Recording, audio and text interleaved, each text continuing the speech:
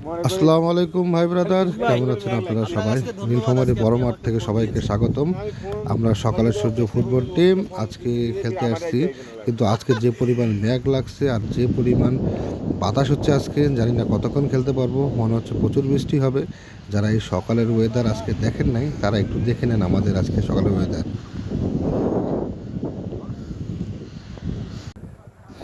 আলহামদুলিল্লাহ, যারা আজকে সকালের দৃশ্য দেখেন নাই, তারা দেখেন কি পরিমাণ বাতাস উঠছে আজকে।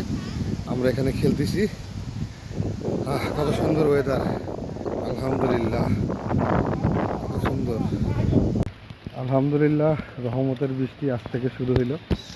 আমরা সম্পূর্ণ খেলাটা কমপ্লিট করতে পারিনি, সবাই চলে আসছি। মাঠে প্রচুর পরিমাণ বৃষ্টি হয়েছে।